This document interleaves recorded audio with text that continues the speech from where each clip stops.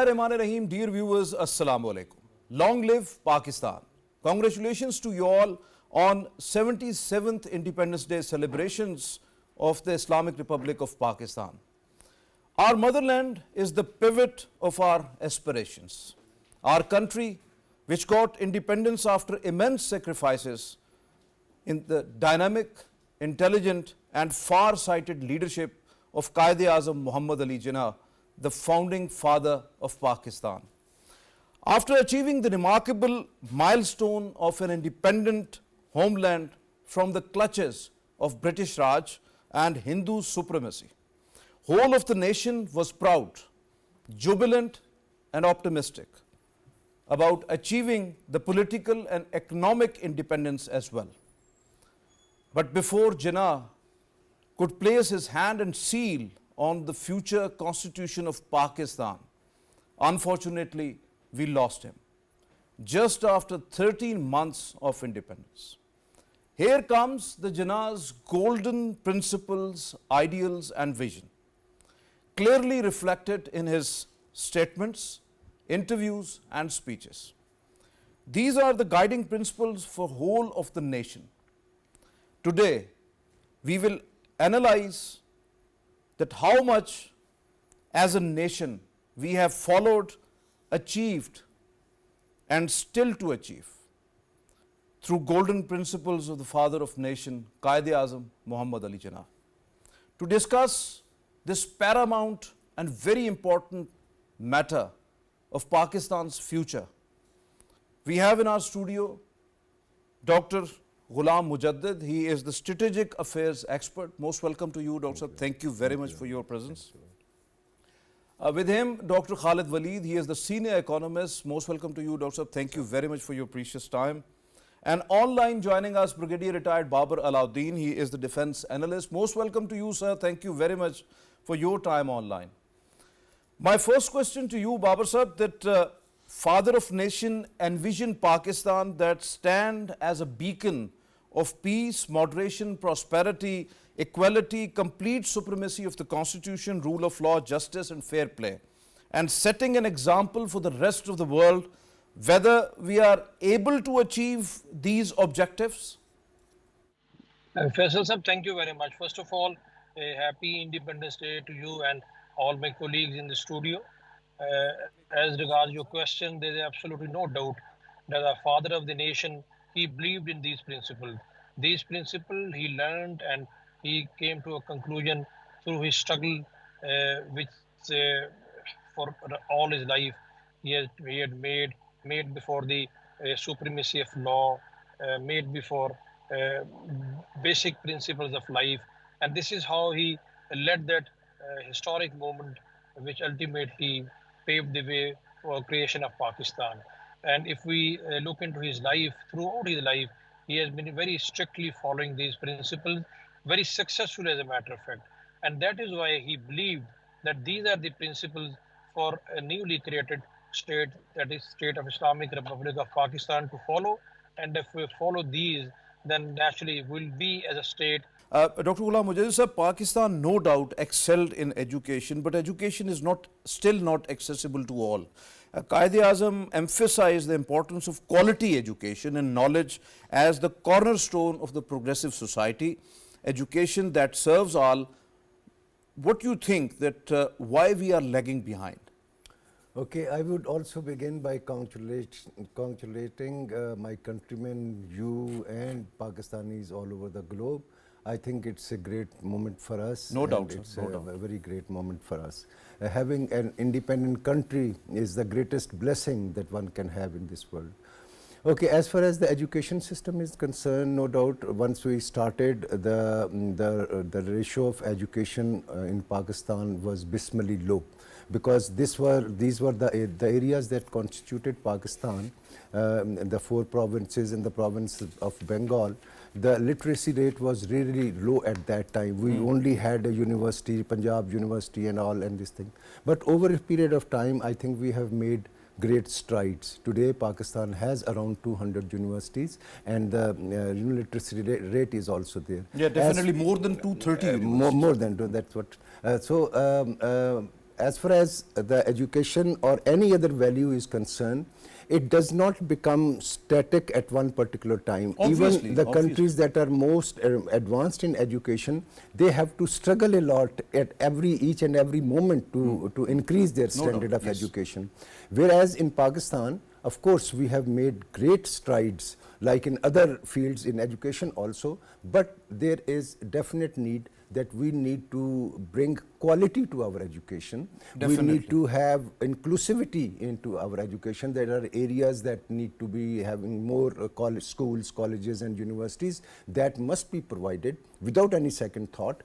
And as far as the quality is concerned, I think over a period of time, we have in our country the scholars and the teachers that have been trained abroad. And also within Pakistan also, they have made a great place for themselves. I'm sure they would come up to the requirement of the nation, and as the time passes, we would have increase in the quality and quantum of education. Yeah, definitely. You are absolutely right. But still we have, these are the government figures, and those tells us that at least 26.8 million children are still out of school. We need scientific laboratories, we need computer labs, we need libraries in our schools. That is very inevitable if we want to have a quality education. So no doubt we have made lots of strides, but we have to work hard on that.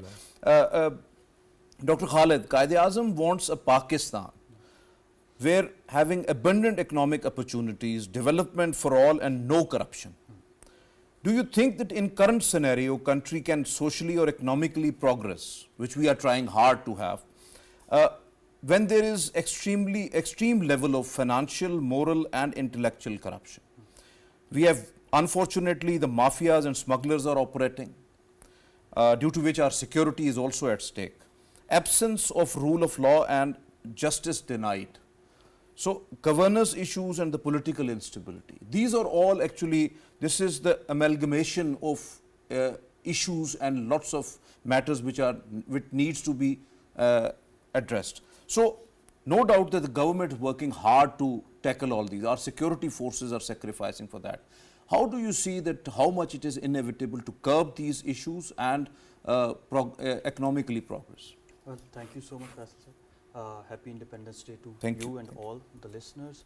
Well, I believe in the three principles given by the Quaid'S, unity, faith and discipline. No doubt. The last one, discipline, is very important, particularly when it comes towards the developing countries having economic, social and political turmoil. If you cultivate the culture of discipline in your markets, in your financial institutions, in the governance, then you can achieve all these things that are necessary and vital for progressive nation or development of a country.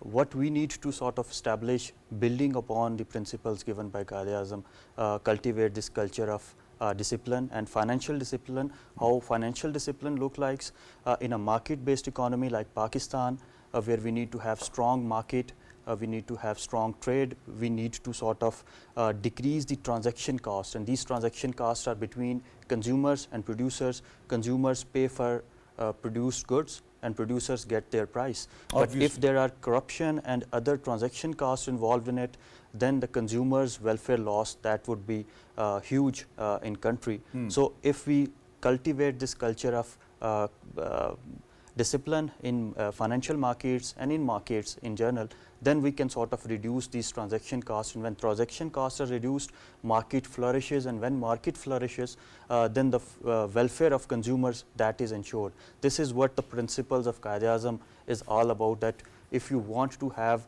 a prosperous, equitable, inclusive nation, you need to sort of cultivate this culture of credibility, culture of consistency. Then you will have these market-based system that will have limited or very minute amount of corruption in it. Secondly, we need to focus on governance, not in terms of controlling the population or people, but in terms of facilitating them. For example, just to give you an example, the regulator's role in Pakistan right now, it is sort of a regulator in terms of controlling the market, not liberalizing it, regulating it. But what we need to do is we need to cultivate this culture of facilitation, where consumers and producers, they sort of interact in a way that there are limited amount of transaction cost, and they sort of maximize their welfare cost. Thirdly, the macroeconomic indicators of Pakistan, although they are increasing, they are progressing, they are improving, but the trickle-down effect towards the micro level prosperity, it is not to be seen or yet to be seen.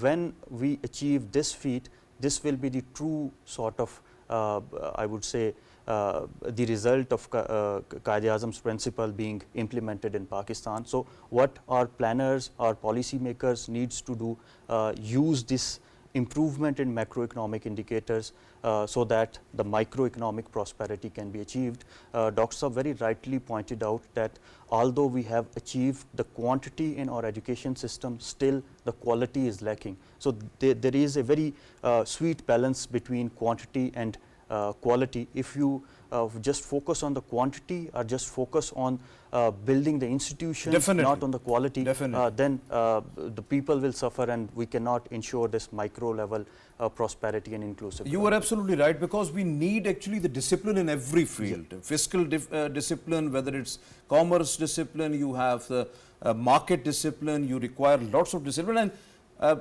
that's why Quaid'S were more, he was always stressing upon that to eradicate corruption, because that is paramount. So once he said, and I quote, corruption is a curse amongst Muslims, especially the so-called educated and intelligentsia. Unfortunately, it is this class that is selfish and morally and intellectually corrupt. No doubt this disease is common, but amongst this particular class of Muslims, it is rampant. So these were actually the principles that how we can eradicate corruption and how we can focus on that. And you are very right that governors must have to be there. When we are talking about Khalid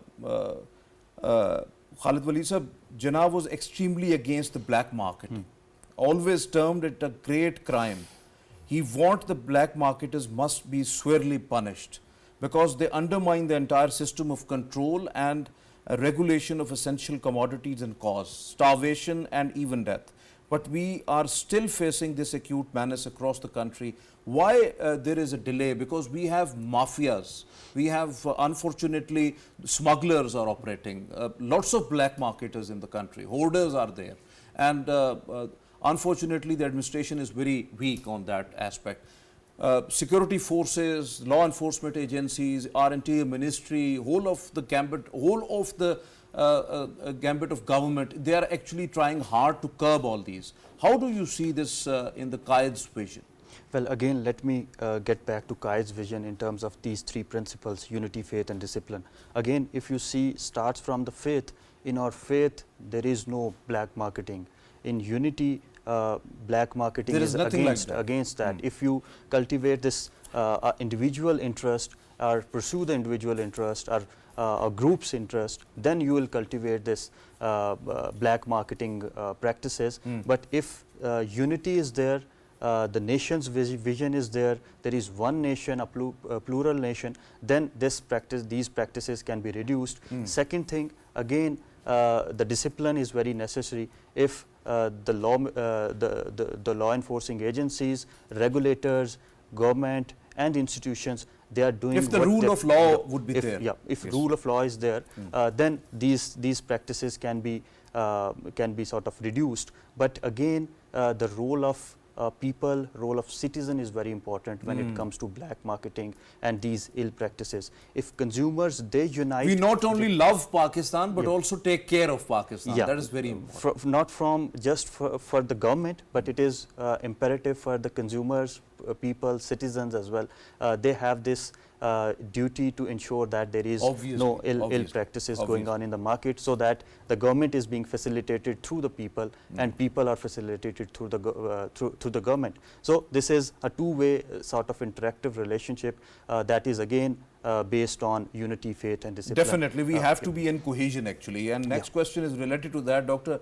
Ghulam, Mujadid, Muhammad Ali Jinnah emphasized upon national cohesion through responsible youth and their selfless devotion to the duty.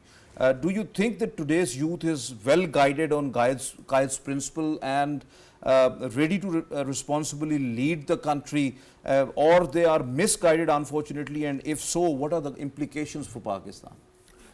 Okay, let me refer back to the concept of Pakistan as a state. Yes. Or the concept of state. What is a state? You see, a state constitutes the individuals residing in a particular area that have same vision about their future and share beliefs and value systems in the history. So whatever Quaid actually has said, he was an extraordinary person who not only talked about a state, but he created a nation state that seldom happens in the world. So he knew what are the basic constituents and basic fundamentals for any state.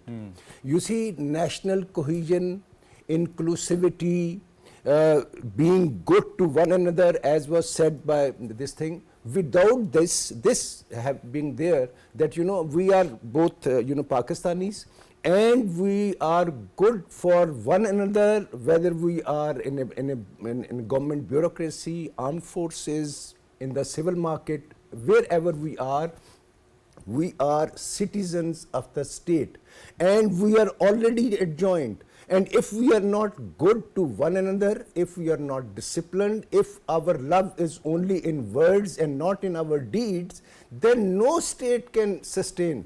It's Definitely, there Pakistan. must have to be a relation of respect with each other, equality. And equality and inclusivity. No doubt. That is what he was, the founder, the architect of a state. And again I say that a state has been there from times immemorial, starting from Greek cities, rather more before them also. And the basic constituents of the state are the same. Yes. They are the same everywhere in every state, and so in Pakistan. So I'm just trying to say that this is not because Quaid-e-Azam said, of course he was more than a political leader, as we have already said. No doubt about that. Whatever he has said, he is talking of the fundamental principles of how a centralized, protected and prolific as well as stable polity can occur. Yes, no doubt, no doubt. Well described, really.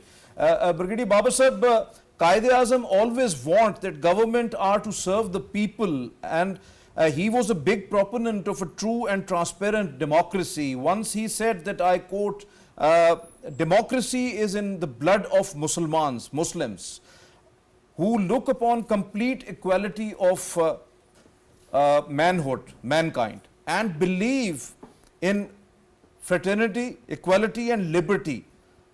Where we stand today in the context of democracy? Faisal Sahib, in the context of democracy, I think we all know that we have not achieved something, I would say, the way Quaid-e-Azam wanted. Today we still lack in so many areas. We still have to achieve a lot.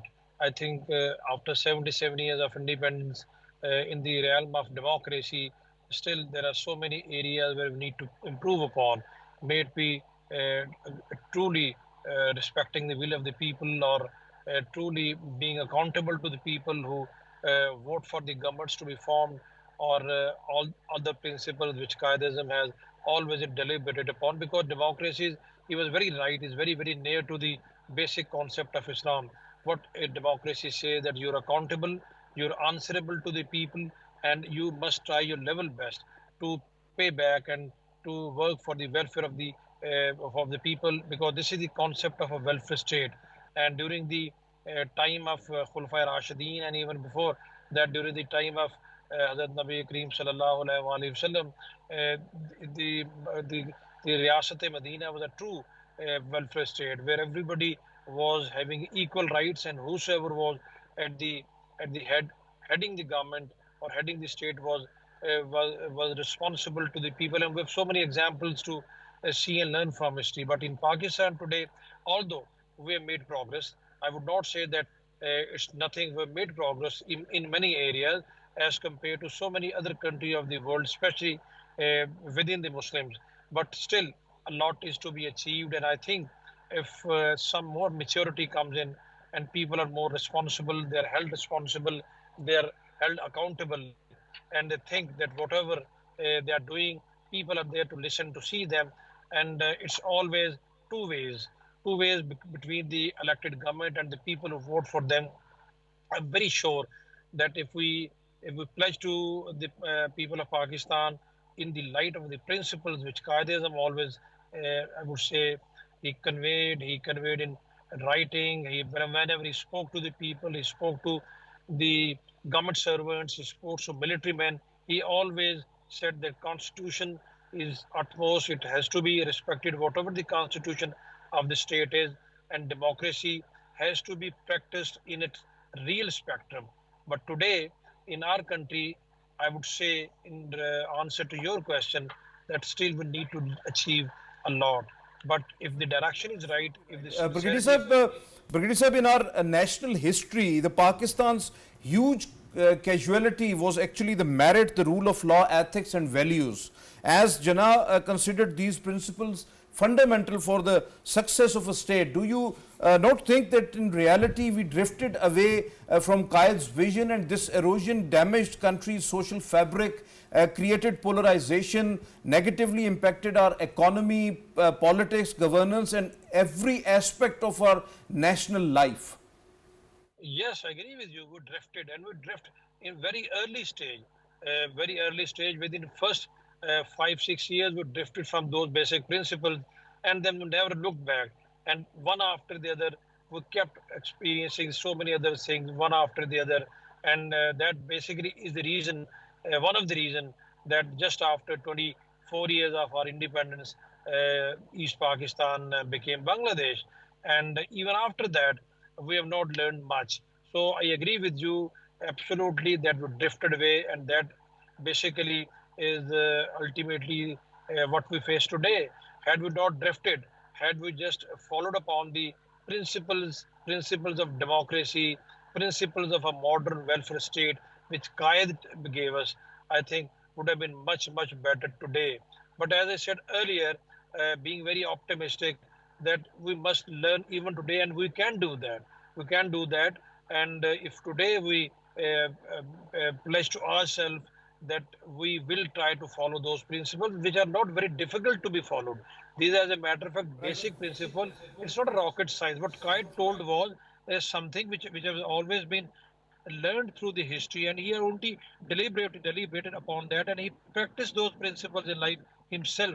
And his entire life, as a matter of fact, is a true specimen of how to actually practice these principles in his own personal life and his life as a politician, and ultimately whatever time he got as head of the state, those 13 months, he practiced those there also. So if we just learn from those and we move forward positively, today the youth can be given a very, very prosperous Pakistan, because 64-65% of our population is consists of young people, and their future of Pakistan, they must be given a hope, they must be given a right path, and they must be told. But it's only the way you do it, and it's only the sincerity. I'm sure, looking at the speeches, looking at the messages, what the army chief said last night was a very, very motivating and forward-looking speech. Same was the prime minister in the morning. So I'm sure leadership realizes that, and it's never too late if you're really sincere about doing a thing. Not too late. We are striving for betterment of Pakistan, no doubt about that. Khalid, Waleed sahab, do you not think that when a nation is heavily reliant on foreign assistance, under substantial burden of foreign and domestic debt, and when, despite of such situation, this VIP culture remains intact and nothing changed in extravagant lifestyle of a handful of elite, in such atmosphere, can we carve a future according to the Quaid's vision? Because in his vision, there was no VIP culture. What they envisage as to develop our own industry, resources, exports and ourselves to the maximum level of prosperity? Well, we need to understand and instill one thing in our minds, particularly in the minds of policymakers and planners, that the previous practices of having this culture of VIP and convoys of Rajas and Maharajas, yes, like things, these things not work in modern world. this is a brand new world with newer challenges, newer mindset. So if there is a controlling mindset, that would not help, and it would sort of create this political instability, not the economic security that Pakistan needs. Pakistan needs a trust between citizens and government, bureaucracy and citizens, and the policy planners and politicians with citizens. So if there is a trust, then the middle class and youth, because there is a youth bulge in Pakistan, they will serve Pakistan and sort of strive for prosperity of Pakistan in terms of developing indigenous industries, entrepreneurship, businesses. But if there is a distrust between citizens and state, then state would not work in a very efficient sort of way. So what we need to sort of start or initiate is from the top level is to build trust with citizens, with people, so that Pakistan's indigenous industries, indigenization can start to take place, and then we can sort of build our industries in terms of export-led growth, in terms of import substitution, and Pakistan's own industries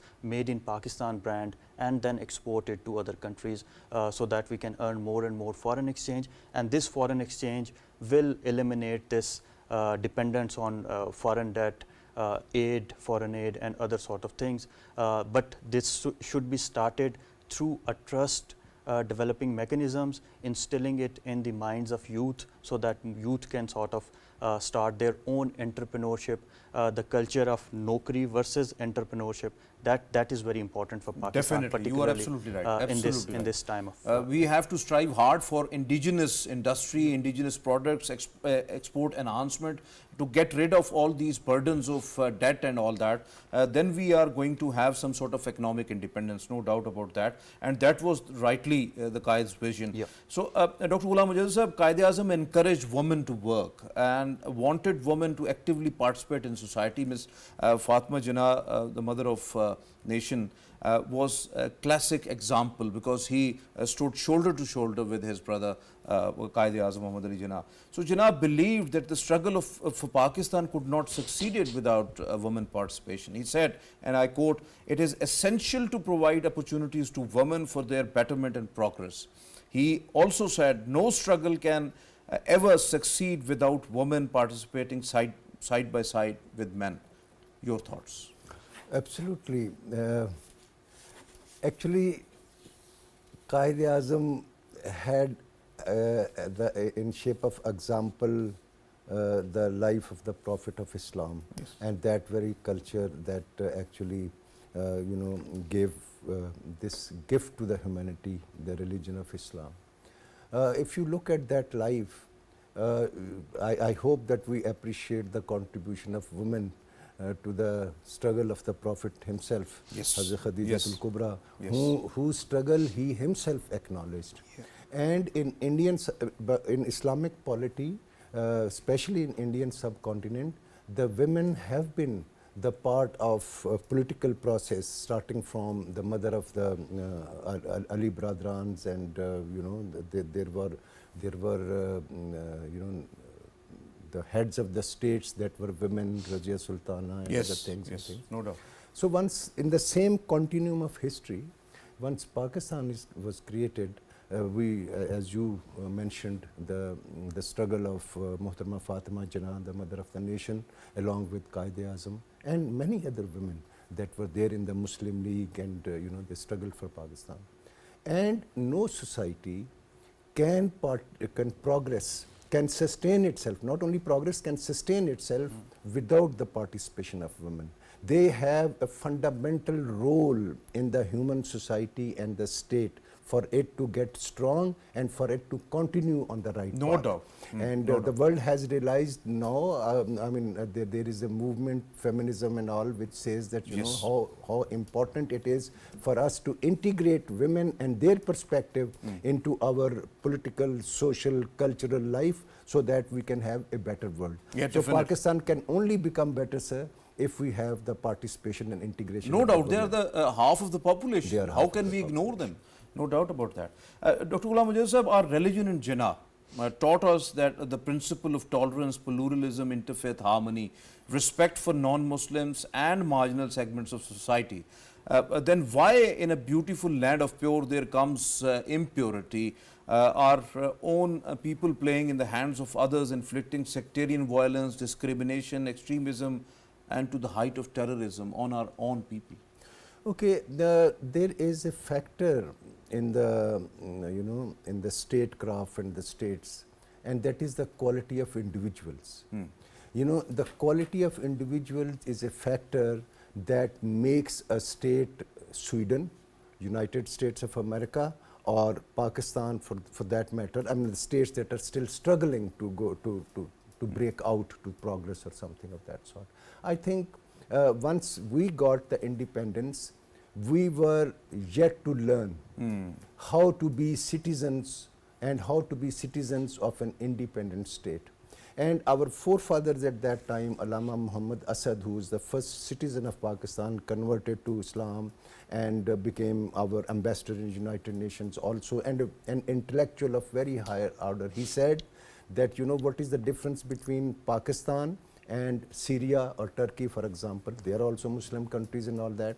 He said that you have taken this country in the name of Islam. And Islam means equality and inclusiveness. Yes. Islam does not mean anything other than that. Yes. And he said that in case you want to be different and you want to be what you have created yourself for, then you better be better Muslims. Yes. That means be Yes. better human beings. Yes. You know, better be better Definitely, Muslims and definitely. be better. So that is the thing. I think that we are yet to learn to be good people, good Muslims, and once we are that, then it is automatically that a good Muslim, you know, exercises sacrifice for others, he stands for others' causes, and he integrates and does not disintegrate. Yes, yes, you are absolutely right and well elaborated. Dr. Khalid sahab, do you not think that Pakistan has to transition from a dependent mindset to an independent one? That demands not only the political stability but also the political will and collective efforts and actions. With the spirit of sacrifice and resilience, what Dr. Saab is talking about, and the China-Pakistan economic corridor offers that opportunity to have sustainable development and strategic economic autonomy from all those clutches. So how do you see this perspective? Well, I would say that you are very right that political will, political stability, that sort of instills and trickles down in the minds of people, citizens, so that they get this idea of independence and independent mindset, where they establish their independent businesses, independent entrepreneurship, and they sort of invest all their energies in developing indigenous sort of industries, not in terms of just the economic or industry-based businesses, but the knowledge economies or the indigenous knowledge that sort of instills and results in a nation that is truly independent without economic dependence and without any debt trap or without any vicious cycle of poverty that is based on other nations or other nations controlling its resources. So what Pakistan needs to do is Pakistan need to have this mindset, this ecosystem, this architecture in all the sectors, sort of financial, industrial, economic, political, in our educational system, because the youth of today are the citizens of Pakistan. They knew it very well. What we need to do is we need to capacity build them and direct them in a right direction so that they can build this indigenous economy, indigenous knowledge, and capacity build others so that Pakistan can truly become independent state. Secondly, what Pakistan needs to do is, using your example of CPEC, Pakistan-China Economic Corridor, we need to coordinate regions among themselves. For example, Pakistan can build coordination between Middle Eastern countries and China and Central Asian Republic, and using Pakistan as a hub, Pakistan can create its own industries, and Pakistan can export Pakistani commodities manufactured within Pakistan without any external assistance. Absolutely right, Dr. And you were talking about poverty. The World Bank data shows that from 60% of Pakistan's poverty level, that reduced to at least 21% in the last 2 decades, means 40 million to 60 million people got out of poverty. So we are always giving examples of China. We are giving example of Pakistan, that in last 2 decades we alhamdulillah got stride in that area as well. So you are very right that we have to do a lot on that aspect. When we are talking about Pakistan's inception, we are facing challenges right from the beginning, mainly because of Indian conspiracies fueling sectarianism and other divides. Then 21st century witnessed Indian state-sponsored terrorism, sabotage, espionage against Pakistan. Jinnah warned of such future challenges in his life, to which extent Pakistan actually remained determined to thwart such kind of threats emanating from the inimical forces. Yes, Pakistan has always been determined to safeguard its territorial, ideological frontiers all the times and all. And we have been successful mostly, but at times, you know, we need to reorient ourselves, we need to have mid-course correction, and that's a normal process and all that. We should, if we declare, if we expect that there are our enemies, we should therefore normally expect that they will do anything and everything to harm us. So it's not a discovery really. What is important that how we kind of build up our defenses. Definitely, Both being in a region is not a bed of roses. You have to expect anything from your sir, country's adversaries. life itself is not a bed of roses, and I will just add, because the dimension is the same, that we said that well, it's very easy for us to practice democracy and all this, but you know, somehow actually it is never easy. You know, बस के मुश्किल है हर एक काम का आसान होना. It is difficult for everything to be easy. And what is the example? That even the man cannot become a human. I mean, it is that this thing. And this is, if you claim your love, your affinity, your origin from a country, then you have to really struggle with your life to prove that. Mere claims are not enough. So Pakistan, we as a nation, in whatever areas that we are, economics, politics, culture, business, wherever we are, we need to work really hard, sir. And you compare ourselves with our counterpart, human beings who live in the countries. We have one more question, but unfortunately we have to skip it. No problem. But the last one which I want to, and you have to be very brief on that. After 77 years of independence, we as a nation still far behind to realize the real Jinnah's Pakistan and Quaid'S real vision. So can we achieve more laurels, bring political stability, eradicate the menace of terrorism through Azm-e-Istehkam strategy and build our robust economy? Would it be achieved, and would Pakistan be a developed country by 2047 when we are having a centenary of Pakistan? Well, very brief. Inshallah, we would be. We have gotten ourselves set on these journeys, and there is no reason why should not we achieve a much better and vibrant and stable Pakistan by 2047. Sir. Well, we need to sort of again focus on Quaid-e-Azam's principles, unity, faith and disciplines, again focusing on credibility, consistency and coordination. Inshallah, we would be there, but still it will require efforts from the government and efforts from the citizens as well. So I hope that we bring macroeconomic stability to Pakistan, and this will trickle down to microeconomic prosperity that Pakistan needs. Inshallah, inshallah. Thank you very much. Thank you very much, Dr. Khalid Waleed sahab. Thank you very much, Dr. Mujadid sahab. And thank you very much, Brigadier Retired Babar Alauddin sahab, for your time online.